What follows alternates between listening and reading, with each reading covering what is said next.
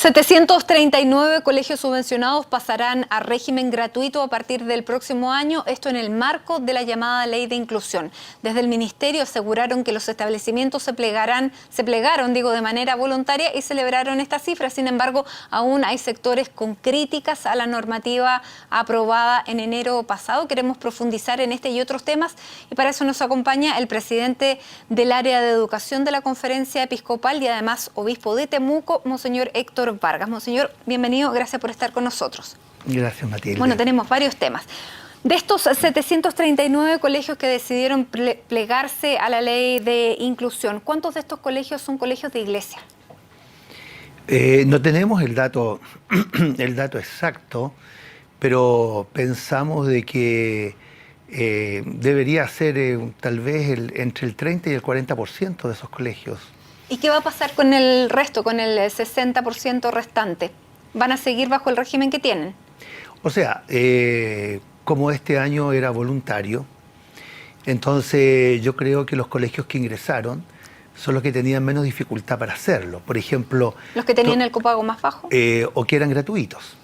Todos los colegios católicos que eran gratuitos, o muchos de ellos, o que tenían copago muy bajo, además con morosidades también altas, que ya estaban en régimen de CEP y que no tienen fines de lucro y con un porcentaje de alumnos preferentes, que es lo que establece como condiciones la ley, no tuvieron mayor dificultad de poder ingresar. Ahora, ¿cuáles son los colegios que sí tienen dificultades para ingresar a esta ley de inclusión del Ministerio?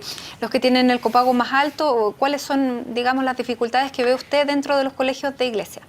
Bueno, la verdad de las cosas es que en términos globales, tal vez los colegios con una mayor dificultad son los colegios que tienen un copago de 30.000 pesos hacia arriba. Bueno, fundamentalmente porque aun cuando se van a pasar a gratuidad, esta no se va a hacer efectiva sino hasta dentro de varios años. Es decir, hasta que el Estado efectivamente cuente con los recursos que permita ir aportando lo que aportaban los padres. Tal vez no todo de un viaje, pero a lo menos gradualmente. Ahora eso va a llevar varios años, según ha dicho el propio ministerio, en algunos 20, en otros 30, incluso en algunos se habla que podría ser hasta 40 años de espera. Ahora, Monseñor, claro, eso es una cifra bastante desalentadora para los padres de esos colegios, pero le quiero preguntar en positivo, más bien, de estos colegios, de los que no pasan a este sistema, ¿hay algunos que se vayan a convertir definitivamente en colegios particulares? Hay algunos colegios católicos que estaban en este minuto con un copago alto, sobre los 90.000, incluso sobre los 100.000 pesos mensuales, que evidentemente después de todos los exámenes que han hecho, de los pros, los contras, la finanza, etcétera, han llegado a la conclusión que en realidad la mejor figura de ellos es regresarse a pagados, porque estos eran colegios que históricamente fueron pagados. Y de estos colegios que históricamente fueron pagados y los colegios de iglesia que están en esto, sin duda, son ciertamente más de 100. En un momento determinado, cuando salió el financiamiento compartido, hicieron la opción de pasarse a subvencionados con financiamiento compartido tope alto, que eso implicaba que los apoderados pasaban a pagar, digamos, la tercera parte de lo que pagaban cuando eran plenamente pagados. Usted habla de 100, ¿esos 100 podrían entonces volver al régimen privado? No, la verdad que no. Entonces, bueno, esos colegios se pasaron, pero tuvieron que pasarse con el tope más alto porque si no quebraban. Claro. Pero eso favoreció que muchísimas familias de condición más sencilla pudiesen ingresar a esos colegios.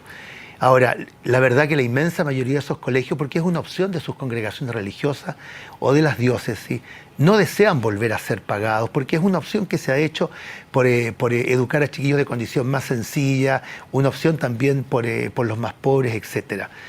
Pero hay algunos que efectivamente, por su condición particular, peculiar, que tiene que ver con muchos indicadores, sería complejo describirlo, llegan a la conclusión de que en realidad no tienen posibilidad de pasarse a gratuidad, aunque quisieran seguir en eso o quisieran pasarse. Pero nosotros sacando la cuenta va a ser un número de colegios realmente mínimo. El que vaya a pasar a privado. Sí, ahora, riesgo de que algún colegio de iglesia pueda cerrar por esta ley de inclusión. Nosotros hasta aquí, al menos como conferencia episcopal, no tenemos noticias de que haya algún colegio que en virtud de la ley, digamos, esté pensando en cerrar. Hay algunos colegios que están cerrando, pero por otras razones. O sea, todos los años hay algunos colegios que terminan y otros nacen. Pero no es porque sea específicamente por la ley de inclusión. Ahora, había otros temas más allá del financiamiento que le preocupaban a la iglesia, que va más bien por el tema de los contenidos, por el tema, se lo quiero preguntar, el tema de acceso de los mismos niños a estos colegios, que tengan la posibilidad de las familias que querían optar a un colegio de estas características hacerlo. Los fines, digamos, educacionales, ¿quedan con libertad para cada uno de los colegios de iglesia? Es decir, a mí me parece de que la ley como salió finalmente y después de muchos cambios que tuvo durante todo el proceso y de muchos aportes de distintos ámbitos, también nosotros hicimos nuestra tarea en ese sentido, logró mejorarse mucho para salvaguardar también principios que son muy importantes. Ahora, en este minuto... Por ejemplo, el hecho de que se elimina la selección de alumnos que había por distintos tipos de razones, por de pronto económica, por razones familiares, por razones de rendimiento, por razones culturales, etc.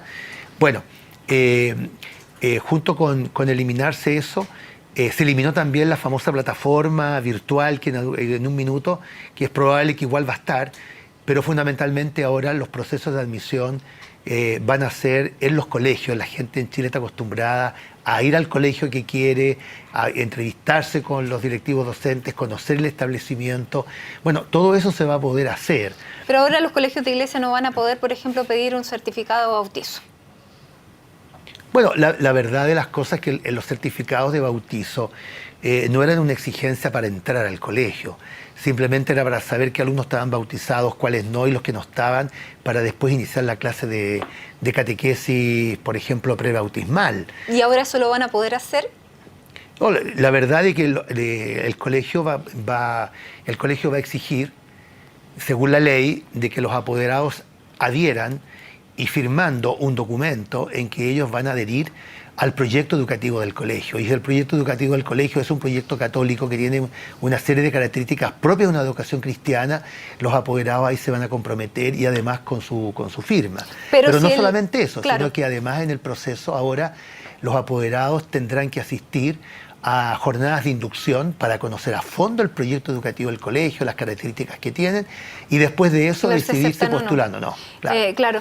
Dentro de este proceso, además, ahora un colegio católico no podría negarse a pasar una determinada materia, por ejemplo, en materia de educación sexual, por ejemplo, pasar el tema de los anticonceptivos. Eso ya no va a ser posible.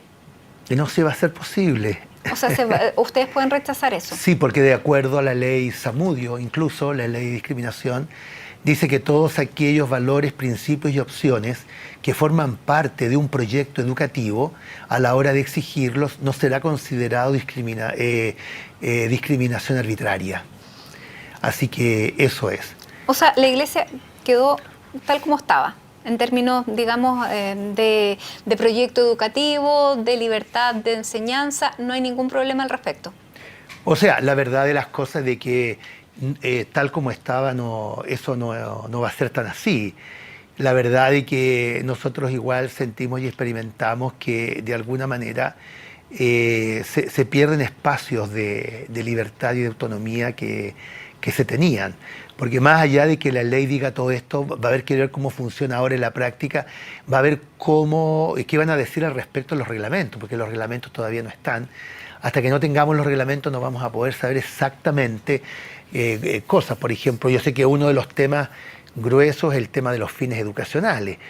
Es decir, la ley dice claramente que para poder recibir subvención ¿no es cierto?, los colegios tendrán que hacer todas sus inversiones dentro de 12 fines que el Estado ahora es el que establece. O sea, los dineros se podrán invertir solamente en estos 12 fines que ellos consideran que son los fines educativos. ¿Y cuál es el reparo al respecto? Bueno, el reparo es que si hay 1000 colegios de iglesia pueden ser 1000 fines educativos. O si hay 10.000 colegios en el país, son 10.000 fines. Cada colegio tiene un proyecto educativo, tiene su propia finalidad, por qué educa, cómo quiere educar, para qué. Entonces, ahí vemos que hay una cierta tensión en ese sentido, pero el equipo que está a cargo de los reglamentos y todo esto, y que está a cargo de la implementación, digamos, de la ley de inclusión, está trabajando fuertemente el tema justamente de los fines, para que no haya problema. Pero los fines no pueden ser muy distintos de un colegio a otro, por más que usted me diga que hay 1000 colegios de iglesia que son claramente distintos, un fin educativo no puede ser tremendamente dispar uno del otro, ¿no? Bueno, digamos, un colegio puede tener dentro de su proyecto curricular, por ejemplo, que para ellos es muy importante hacer experiencias en sectores de alta vulnerabilidad, ¿no es cierto?, y con determinado tipo de condiciones, exigencias y qué sé yo. Bueno, eso está dentro de los fines del proyecto educativo del colegio. Uh-huh. Entonces, se supone que el colegio podrá financiar esa experiencia con los dineros de la subvención. Otro podrá decir, mire, para nosotros es muy importante que los alumnos, por ejemplo, durante el verano hagan una cantidad de experiencias fuera del colegio que van a ser obligatorias porque forman parte del tipo de personas que queremos formar. Entonces, eso habrá que verlo. ¿Y hay espacio para la negociación de esos puntos? No, sí hay. Yo creo que hay una buena voluntad, hasta que yo he visto que hay muy buena voluntad, y de hecho la comisión dedicada a los fines educacionales está integrada por un número importante de personas y de expertos para ver que por una parte se cumplan, que efectivamente se cumplan, que esos son los fines para recibir subvención, y al mismo tiempo esos fines estén redactados de tal manera que permitan que cada colegio, de acuerdo a su especificidad, pueda llevar a cabo su proyecto educativo y financiado. Uh-huh. Monseñor, ayer teníamos sentado ahí mismo a Juan Enrique Guarachi, director de Belén Educa, que es una fundación también de iglesia. Él estaba muy contento respecto a la libertad de enseñanza, a los recursos que iba a recibir. Bueno, la proporción que ellos tenían de copago era bastante poca, pero no tenía mayores reparos, sino que él manifestaba una abierta, digamos, entusiasmo por haberse acogido a esta ley de integración. A usted lo veo más reticente. ¿Cuál es su principal preocupación en este minuto? No, la verdad que yo no estoy reticente. Nosotros desde el primer documento que elaboramos como conferencia episcopal nos declaramos que estábamos a favor de los objetivos de la reforma, que estábamos a favor de la gratuidad, del fin al copago, de la eliminación de la selección de alumnos y que estábamos a favor de poner fin al lucro. Uh-huh. O sea, hemos partido siempre de acuerdo con...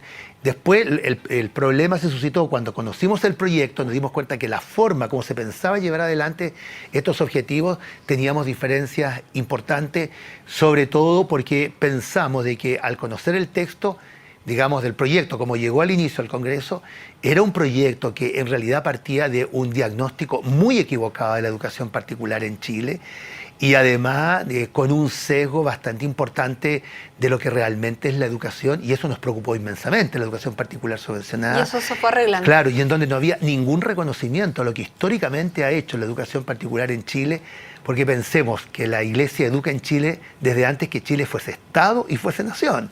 O sea, Monseñor, sí, estamos hablando de educación, pero lo quiero llevar a otros temas porque tenemos varios temas en carpeta. Hoy día el Papa ha anunciado que los sacerdotes van a poder perdonar el pecado del aborto y les da la facultad de absolver este pecado siempre que se manifieste este arrepentimiento. ¿Ustedes han recibido algún documento en el que se especifique esta voluntad del Papa y cómo la van a aplicar?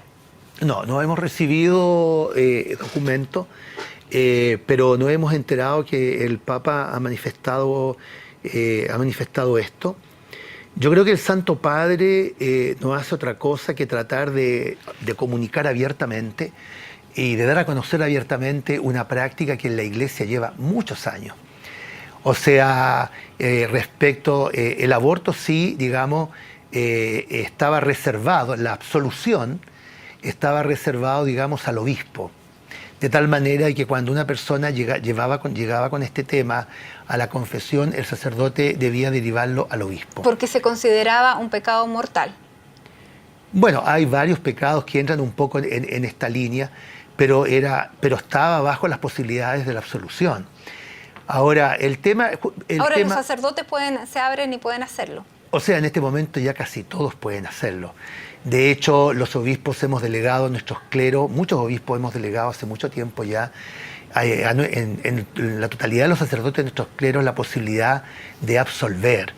Ahora, esto se hace en la actualidad, solo que claro, se ha hecho siempre de una manera muy discreta, muy reservada también, bueno, como es también el sacramento de la confesión, pero este tema, por las características, por el significado, por lo que implica, por lo doloroso que es, también por el sufrimiento que implica, de muchas maneras, porque este es un tema muy doloroso, es muy triste, hay personas que sufren muchísimo, requieren de parte del confesor mucha comprensión, mucha acogida, digamos, incluso mucho cariño, afecto, entender la posición de la persona.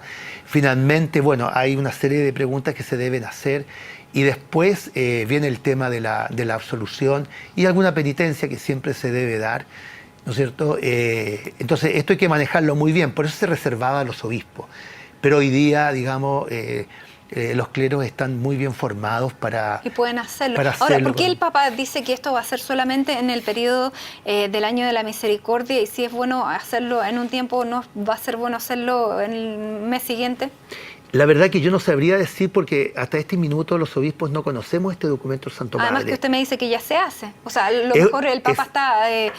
abriendo, digamos, clarificando una situación que ya existe. O tal vez poner todavía más empeño en un año que va a estar destinado a la misericordia. Y como sabemos, la misericordia de Dios es lo más grande de todo.